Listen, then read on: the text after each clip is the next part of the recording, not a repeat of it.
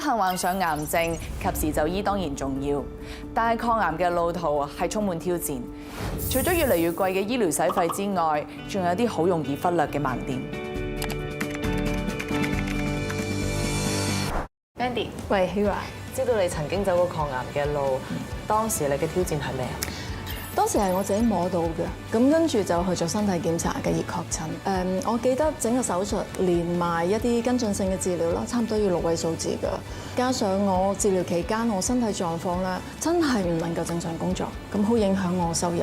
咁好返之後，我係比以前虛弱咗好多㗎。咁我就要去睇中醫啦，繼續調理身體啦，去買一啲保健品俾自己啦。呢一筆生活開支原來真係唔少，當時對我嚟講負擔真係好大。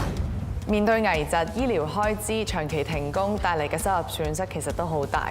咁醫療保險同埋危疾保險有咩分別？又可以點幫到我哋啊？其實兩種保險都係為咗大家做好保障，但係功能上邊就有啲唔同。醫療保險主要係實報實銷，當你需要住院接受治療或者做手術，可以幫你分擔醫療嘅開支，等你專心接受治療。而我哋嘅宏健守護危疾入息保障，最快每年提供持續現金支援。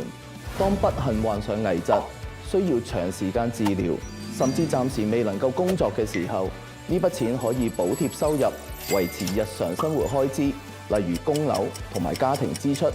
簡單嚟講，醫療保險係幫助應付醫療開支，而危疾保險就係保障收入同埋生活質素，兩者結合就可以建立一個更加周全嘅健康安全網啦。